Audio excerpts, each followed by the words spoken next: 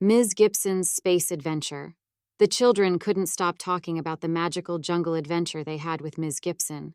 So when Mr. Smith had to be absent another day, Ms. Gipson stepped in to take over the class. The room buzzed with excitement. "Are we going on another adventure, Ms. Gipson?" the little girl asked excitedly. Ms. Gipson only smiled. "Where will we go today, Ms. Gipson?" one of the students asked eagerly. Ms. Gipson smiled mysteriously and said, "How about a trip to outer space?" The children gasped. Outer space? Could it be possible?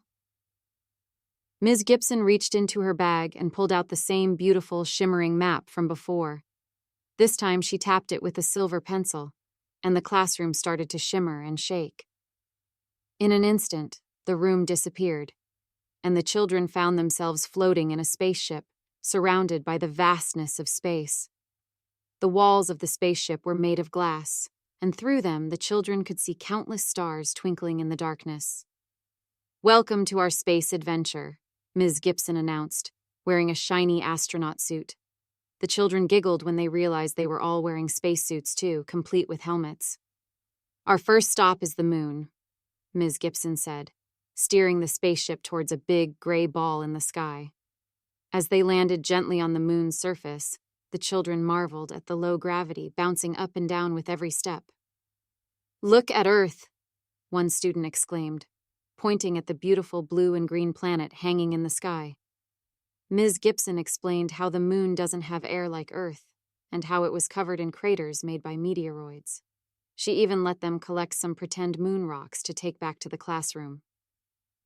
"Now, it's time to visit the planets," Ms. Gipson said, and with a tap on the controls, the spaceship zoomed away from the moon. They flew past the hot, rocky surface of Mercury, saw the bright, cloudy skies of Venus, and marveled at the beautiful blues and greens of Earth from space. When they reached Mars, Ms. Gipson pointed out the giant volcano, Olympus Mons, and the deep canyon, Valles Marineris. "Mars is sometimes called the red planet because of its reddish color," she explained as the students looked in awe. Next, they flew by the enormous gas giant Jupiter with its swirling clouds and massive storm, the Great Red Spot.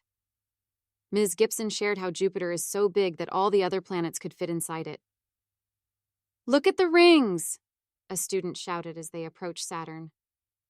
The spaceship gently flew through the icy rings, and Ms. Gipson told them how they were made of ice and rock. They continued their journey, visiting the tilted planet Uranus, which rolled like a ball on its side, and the windy blue planet Neptune. The children learned about the cold and distant dwarf planet Pluto, where the sun looked like just another star in the sky. As they flew back towards Earth, Ms. Gipson gathered the children around. "Space is full of wonders," she said. "There's so much to explore and learn, but now it's time to return to our classroom." With a final tap of the silver pencil on the map, the spaceship faded away, and the children found themselves back at their desks. The excitement of their space adventure still filled the room. "Thank you, Ms. Gipson!" the children cheered, running up to hug her. Ms. Gipson smiled warmly. "Remember, the universe is full of amazing things, and all you need to explore them is a little imagination."